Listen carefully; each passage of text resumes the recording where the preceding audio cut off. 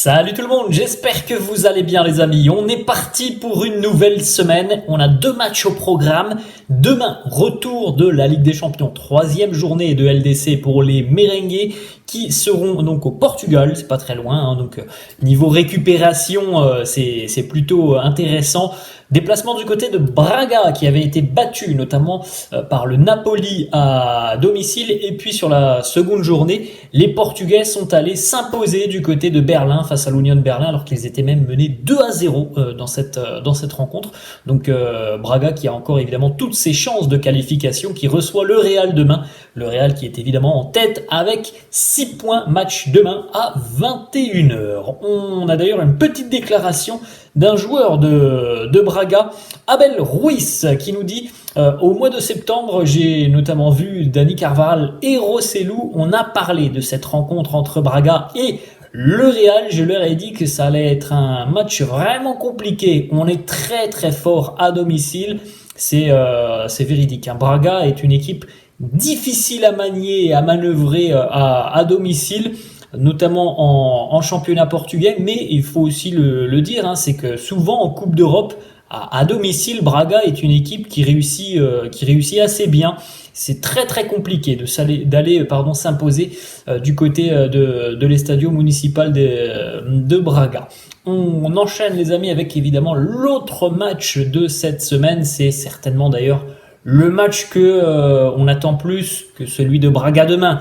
Samedi 16h15, premier classico de la saison du côté de Barcelone. Le Barça va recevoir le Real avec notamment côté Blaugrana l'envie peut-être de reprendre la première place du classement, puisque les Blaugrana se sont rapprochés un petit peu ce week-end. Le Barça s'est imposé 1-0 hier face à l'Athletic Bilbao, et donc les Catalans sont revenus à 1 point du Real. Regardez, le classement est très serré à l'heure actuelle en Liga. Après 10 journées, le Real en tête, 25 points devant Gérone qui continue sur son très bon début de saison. Gérone qui a explosé hier Almeria 5-2 après avoir été mené d'ailleurs 2-0. Gérone est à 25 points, donc à la différence de but, le Real est devant. Le Barça 3e avec 24 points. On a l'Atlético aussi qui est là, un 4e avec 22 points et un match en moins. Donc potentiellement, on pourrait avoir l'Atlético aussi à 25 points si jamais les Colchoneros remportent leur match en retard. Donc voilà, ce classico qui sera déterminant déjà dans la course au titre, parce que voilà, après 10 journées, presque personne ne perd de points. Donc évidemment, les confrontations directes sont hyper importantes. On regarde les amis le programme de cette journée de lundi, donc il y a quelques minutes maintenant, quelques heures, à 10h. Les Merengues ont pris l'avion direction Braga, une petite heure, un petit peu plus de vol. Ce soir, 19h15, la conférence de presse de Carlo Ancelotti qui sera comme d'habitude accompagné d'un joueur. Et puis 20h, le dernier entraînement du côté de l'Estadio Municipal de Braga, que vous avez en photo juste à côté de moi, ce stade atypique avec notamment cette énorme falaise derrière l'un des buts. On a quelques petites photos, vous pouvez le voir juste à côté de moi. Les Merengues qui ont pris l'avion ce matin avec leur veste toujours très très soignée, très stylée. L'équipementier du Real. On a aussi déjà premièrement le groupe retenu par Carlo Ancelotti, donc pour ce déplacement du côté du Portugal, avec 4 absences: Thibaut Courtois, Eder Militao, Arda Güler et Dani Ceballos. Sinon voilà, le groupe est tout complet. On jette un coup d'œil, les 2 unes des quotidiens madrilènes. Le quotidien AS qui consacre sa une au Barça et à l'exploit incroyable de Marc Guiu. Alors je ne sais pas si ça se prononce comme ça, mais en tout cas hier il est entré en jeu à peu près à la 70e minute. 21 secondes plus tard, il marquait tout simplement sur son premier match en professionnel, sur son premier ballon touché avec le Barça.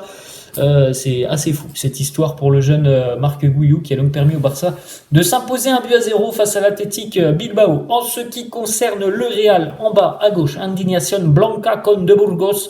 On en a parlé un petit peu hier de l'arbitre de Burgos qui souvent pose problème au Real Madrid, puisque regardez cette statistique que nous sort le quotidien AS. Le Real est le club qui a vu le plus de buts annulés par la VAR et par l'arbitre de Burgos. 26 buts, c'est une stat assez dingue, hein.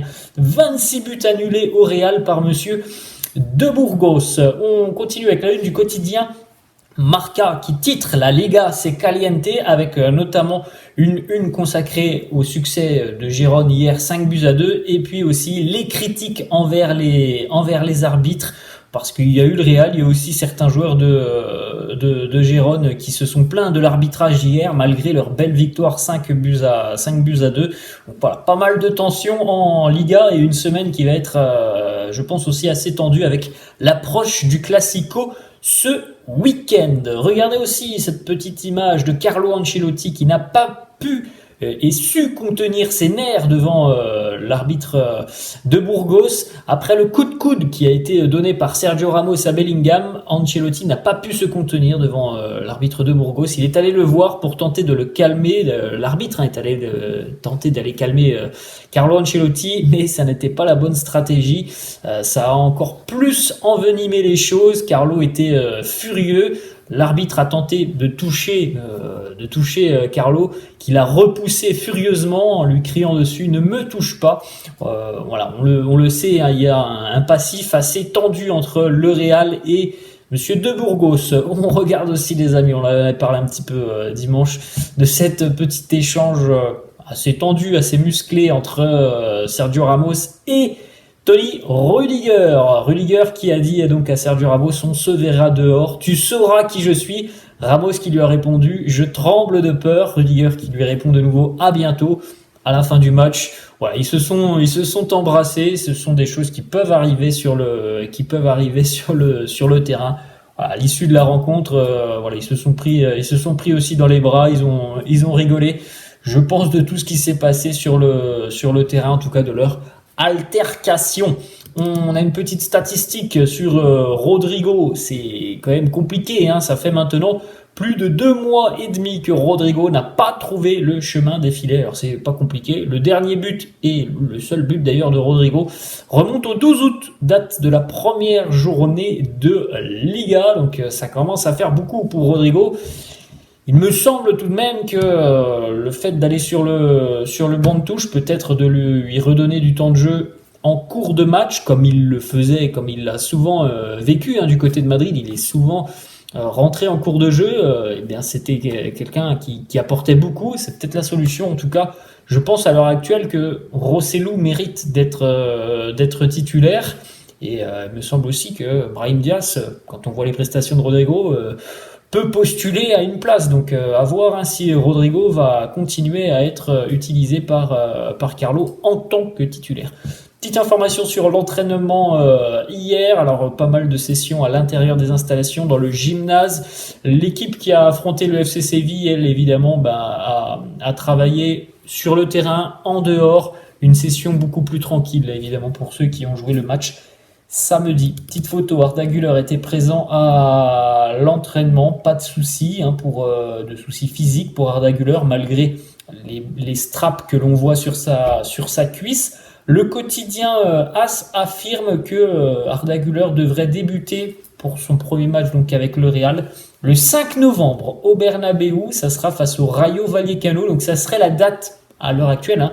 En tout cas c'est ce qu'il se dit du côté de Madrid, c'est la date choisie donc pour le retour d'Arda Güler. Donc encore voilà, une petite dizaine de jours à travailler avec ses coéquipiers, à travailler aussi évidemment physiquement, pour que, on l'espère, il puisse jouer, démarrer quelques minutes avec le Real, en étant évidemment à 100% physiquement.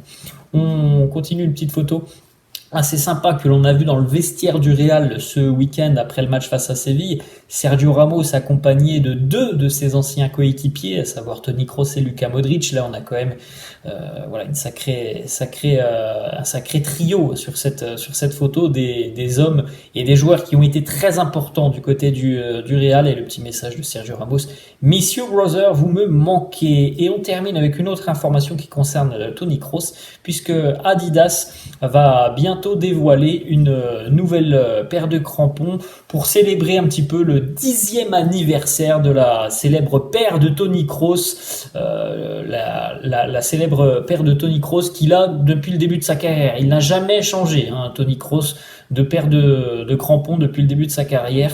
Donc voilà, Adidas va sortir une petite édition spéciale Toni Kroos. Voilà les amis, la fin de cette vidéo. J'espère que ça vous a plu. N'hésitez pas comme d'habitude à lâcher un petit pouce bleu. N'hésitez pas non plus à vous abonner à la chaîne, je vous laisse. Et je vous dis à la prochaine. Ciao les amis.